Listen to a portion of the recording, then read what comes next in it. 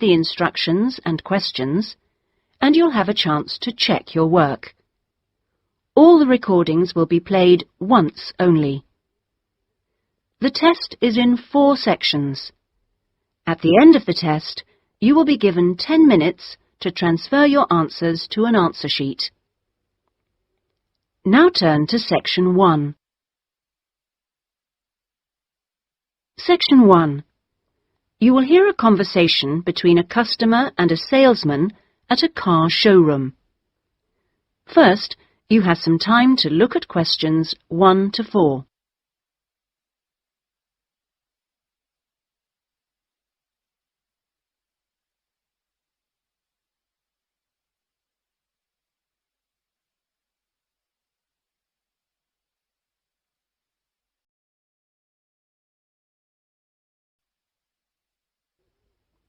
Now we shall begin. You should answer the questions as you listen, because you will not hear the recording a second time.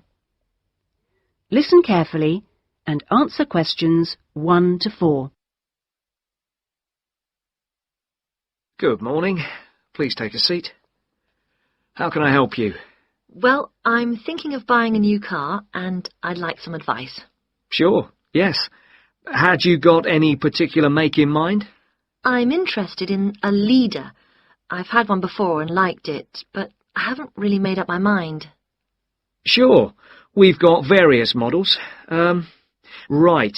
What about the engine size? Any ideas? The one I've got at the moment's a 1.2-litre engine, but I find it a bit slow on long journeys. I'd like a bit more power this time. A 1.4 should do. I don't think I need a 1.6 or anything. Right. Well, I think the model you're looking at is the Max. Here's a picture. Oh, yes. Have you got one in? Yes, I'll take you to have a look at it in a minute. I'll just get a few more details. Is there anything else to do with the engine? What kind of gear change do you want? I presume you want a manual. I'd want automatic. I've never driven a car with manual gears. Right. Well now, here's the colour chart for the Max. Have you given that any thought? This blue's very popular at the moment. Yes, it is nice. I like blue. What's it called? Royal? Yes. But actually, I think I prefer this lighter shade here. Sky. Yes, that's popular too. I think I'll go for that. You might have to wait a week or so for that colour, but I assume that'll be okay. Oh, yes, fine. Well, we can go outside and you can have a good look at one, and perhaps take it out. But first, can I just ask you about finance? The cash price is going to be somewhere in the region of $7,500. How would you like to pay? Are you in a position to pay cash, or would you need credit? I'd like credit, provided the terms are reasonable. Well, you can discuss that with my colleague in a moment. We have various arrangements. Would you be interested in us taking your present car as part exchange? Yes.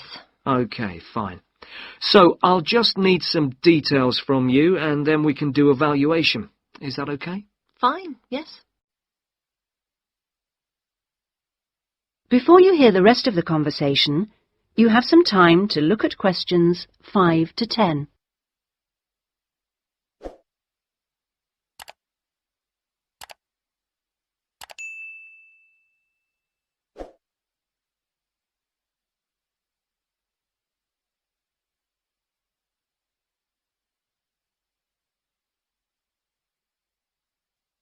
Now listen and answer questions 5 to 10. Could I have your full name? Wendy Harries. That's H-A-R-R-I-E-S. And is that Mrs., Miss, Ms? It's Doctor, actually. Oh, right. And your address? 20 Green Banks. Is that green spelled as in the colour? Yes, that's right. Okay. Alton. Is that O-L-T-O-N? Not quite. It begins with an A, not an O. Oh, yes, that's in Hampshire, isn't it? That's right. And do you know your postcode? Yes, it's GU89EW. Do you have a daytime phone number? Well, I work at the hospital, but it's a bit difficult to get hold of me. I can give you a number just for messages, and then I'll get back to you when I can. Is that okay? That's fine. It's 0798 257 643. Fine. And about the car you have now, what make is it? It's a Conti. Do you know the year or the model name? I think it's 1996, and it's called a lion, like the animal. Then it must be 1994, because they brought out the Fox after that. Oh, right, yes. Mileage, roughly? I'm not sure. I know it's less than 70,000. OK. What colour is it? It's grey, metallic grey. Right. And one last thing. What sort of condition would you say it's in? I'd probably describe it as reasonable. Do you need to see it? It's parked outside. Not at the moment, no. Perhaps you could call in one day next week. That is the end of section 1. You now have half a minute to check your answers.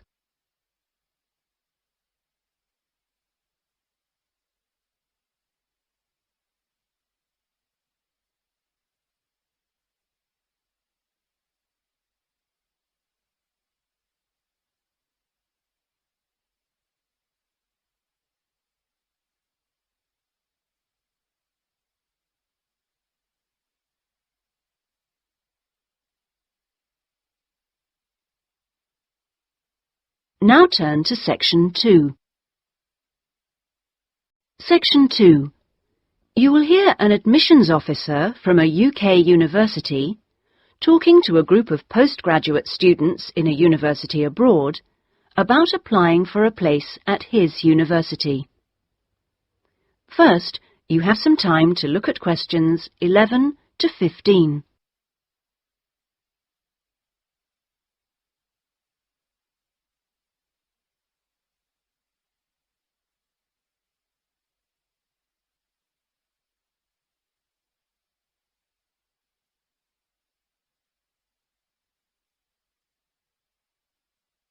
Now listen carefully and answer questions 11 to 15. As I said earlier, there is, I think, at Rexford an excellent combination of physical and geographical advantages, as well as having a rural setting and still being close to central London. Something that will certainly be of interest to you is that Rexford is just 35 minutes from London Airport. At Rexford, we have a strong research capability. We came 7th out of 101 universities in last year's research assessment, carried out by a government body, and did particularly well in your particular subjects, engineering and science.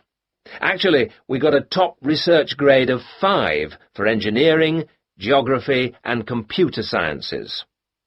One further point, and I know from talking to you individually that a number of you may be looking for some experience in industry after the course, is that all our science and engineering research departments have unusually close relationships with industry in the area. Anyway, that's enough sales talk from me. I'll just take a sip of this coffee that's just arrived, thank you, and then I'll say something about what actually happens when you apply. Right. Now, if you do decide to make an application, what you do is send it directly to me in my department. I will then immediately send confirmation and the application process begins. I'd like to say at this point that you shouldn't worry if this process doesn't work all that quickly. I mean, occasionally there are postal problems, but most often the hold-up is caused by references. The people you give as referees, shall we say, take their time to reply. Anyway, it's absolutely normal for this process to take 3 to 4 months. What I do in this period is keep in touch with you and reassure you that things are moving along. One of the ways we've devised to help you decide about applying, as well as later when you've been accepted, hopefully, is to put you in contact with, if possible, a student from your own country who is at present studying with us. What you can do is phone them up, we will of course liaise between you, and discuss your concerns with them. That way you can get an objective opinion of what you can expect if you come to live and study at Rexford. Not only the academic atmosphere, but important details like what the leisure facilities are like, and whether the English weather and food are really as awful as everybody says. No. If you decide you can face it, the contact can also help you just before you leave with tips on what to pack and that sort of thing. At the moment, I think we've got 2 second-year students and 1 postgraduate from this country. Before you hear the rest of the talk, you have some time to look at questions 16 to 20.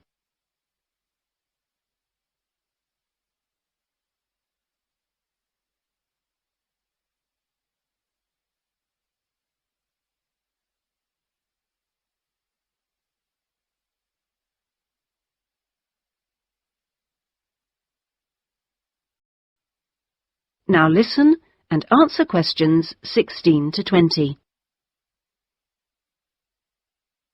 Now, to move on to the other concerns you expressed earlier. At a UK university, as I'm sure you know, you will be in an environment where independent learning is the norm, which takes most students a while to adjust to, and at a time when you will be separated from your normal surroundings, and in most cases, your family. This can be a difficult time. But remember that something like 25% of our student body are international students like yourselves, and that there are several organisations in the university and city whose main purpose is to offer help and ensure that your time with us is enjoyable and useful. 1 or 2 of you touched on the subject of accommodation earlier, so I'll just add a few points. It is the university's policy to give priority in the allocation of residence places to 3 categories, and those are visiting students, exchange students, and new postgraduate students.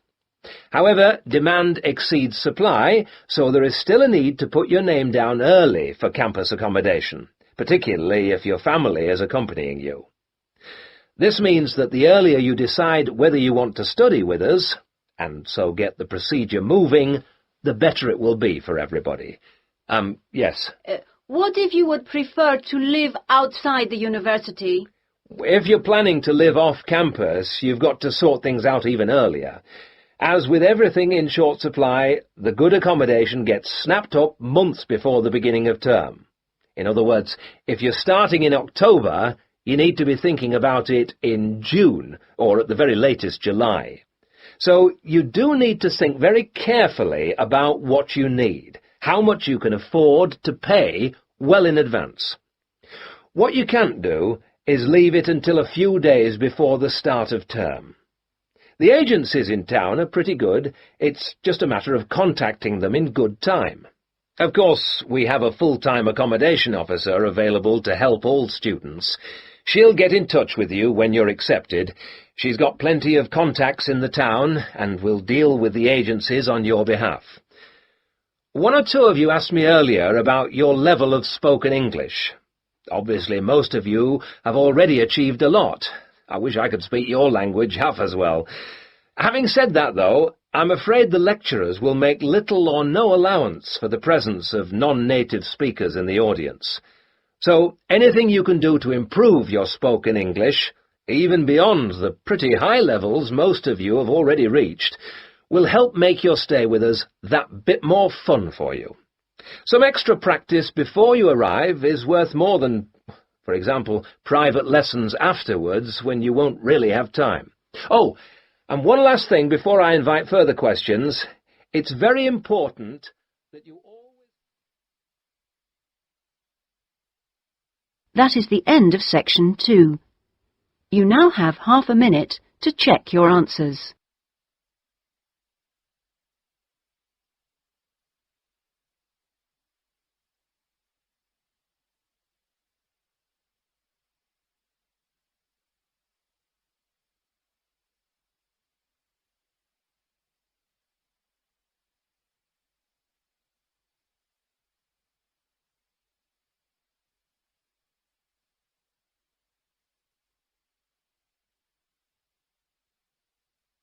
Now turn to section 3. Section 3. You will hear two friends discussing a course they have just done. First, you have some time to look at questions 21 to 27.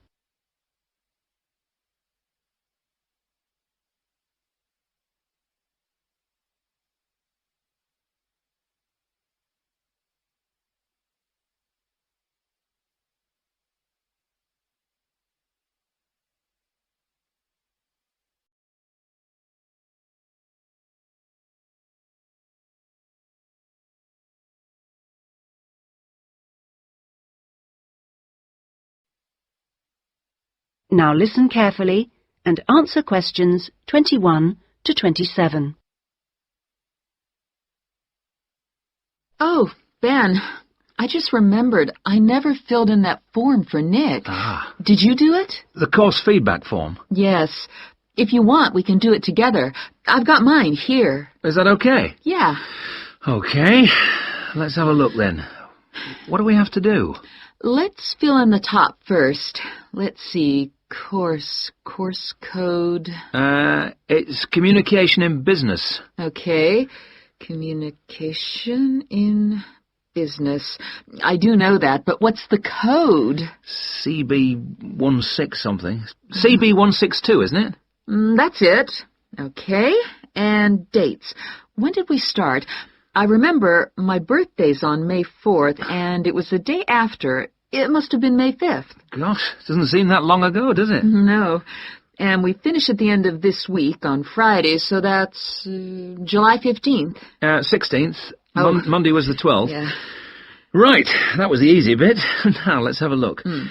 Please give your comments on the following aspects of the course.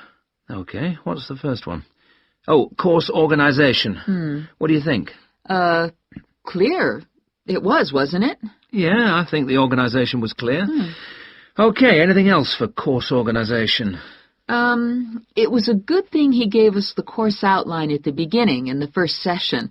That was useful, so I'll put that down, shall I? Yeah.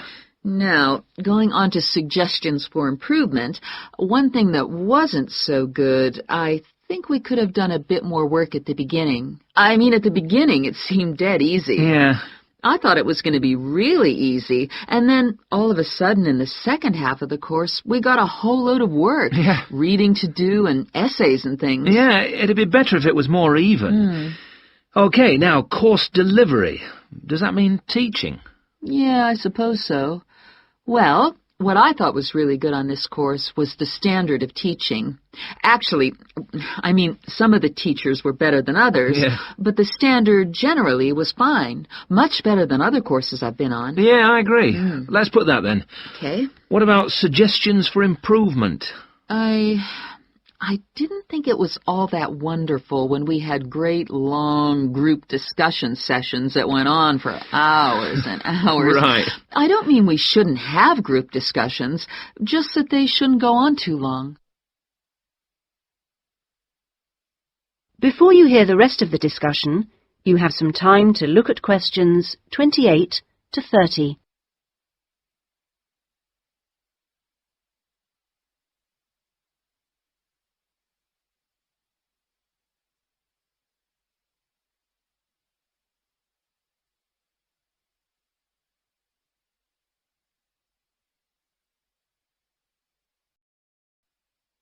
Now listen and answer questions 28 to 30.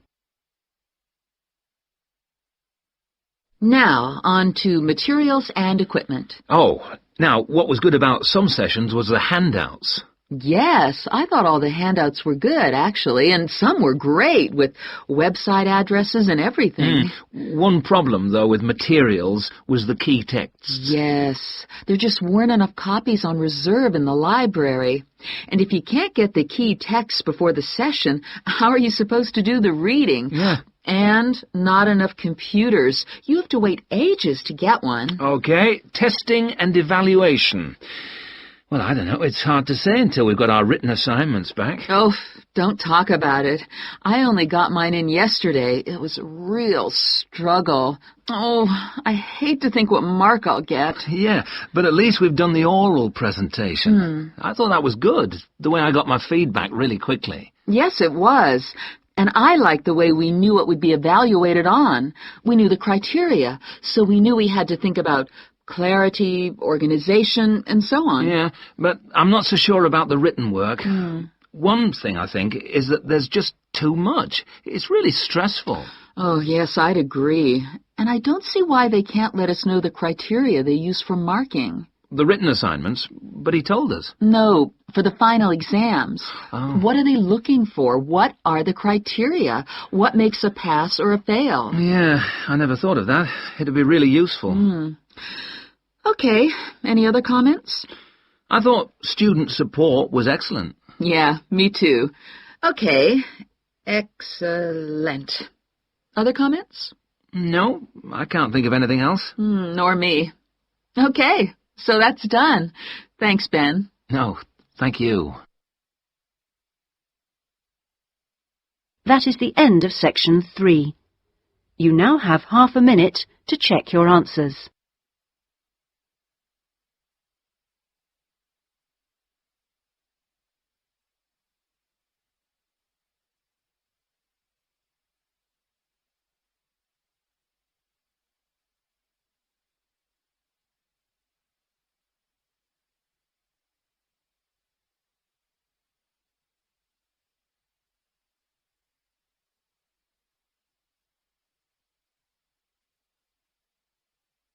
Now turn to section 4.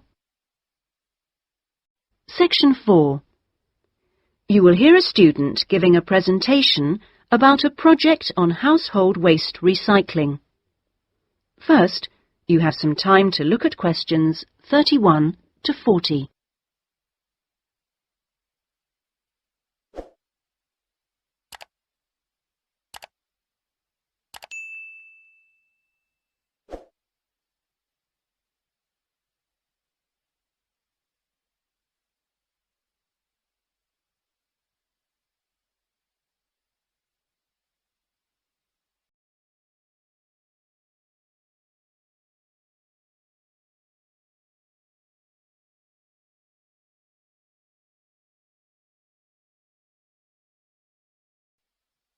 Now listen carefully and answer questions 31 to 40.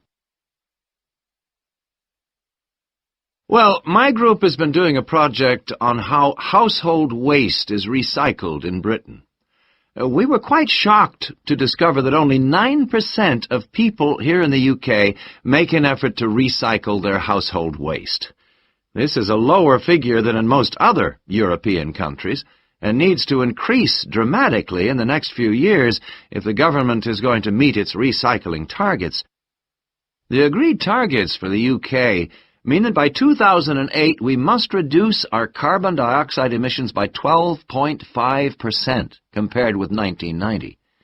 And recycling can help to achieve that goal in two main ways. The production of recycled glass and paper uses much less energy than producing them from virgin materials, and also recycling reduces greenhouse gas emissions from landfill sites and incineration plants. As part of our project, we carried out a survey of people in the street, and the thing that came up over and over again is that people don't think it's easy enough to recycle their waste. One problem is that there aren't enough drop-off sites. That is, the places where the public are supposed to take their waste. We also discovered that waste that's collected from householders is taken to places called bring banks for sorting and baling into loads. One problem here is taking out everything that shouldn't have been placed in the recycling containers. People put all sorts of things into bottle banks, like plastic bags and even broken umbrellas. All this has to be removed by hand.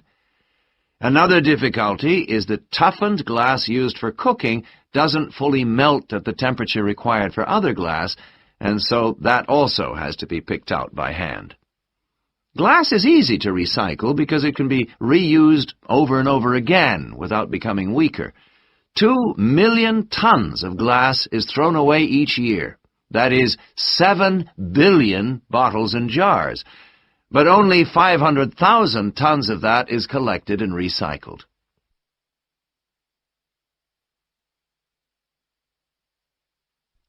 Oddly enough, half the glass that's collected is green, and a lot of that is imported, so more green glass is recycled than the UK needs.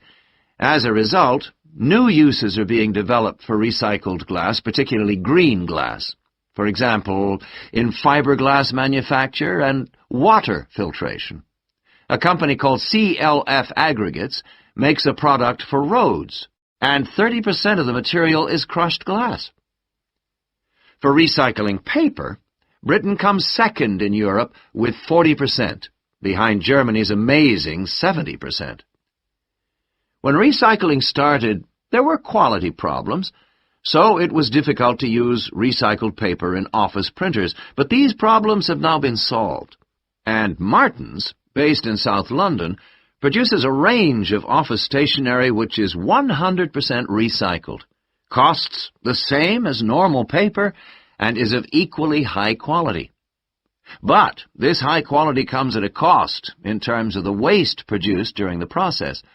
Over a third of the waste paper that comes in can't be used in the recycled paper, leaving the question of what to do with it. One firm, PaperSave, currently sells this to farmers as a soil conditioner, though this practice will soon be banned because of transport costs and the smell, and the company is looking into the possibility of alternative uses. Plastic causes problems because there are so many different types of plastic in use today, and each one has to be dealt with differently. Packrite recycles all sorts of things, from bottles to car bumpers, and one of its most successful activities is recycling plastic bottles to make containers which are used all over the country to collect waste. The Save a Cup scheme was set up by the vending and plastics industries to recycle as many as possible of the 3.5 billion polystyrene cups used each year. At the moment, 500 million polycups are collected, processed, and sold on to other businesses such as Waterford, which turns the cups into pencils, and Johnson & Jones, a Welsh-based firm, which has developed a wide variety of items, including business cards. Well, to sum up, there seems to be plenty of research going on into how to reuse materials. But the biggest problem is getting people to think about recycling instead of throwing things away. At least doing the research made us much more careful. That is the end of section 4. You now have half a minute to check your answers.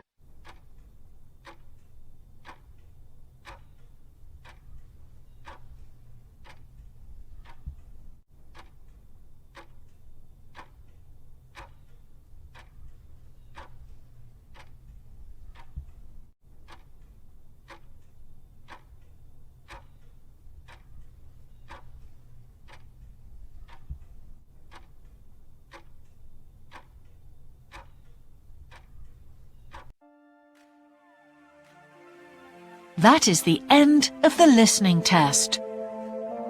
In the IELTS test, you would now have 10 minutes to transfer your answers to the answer sheet.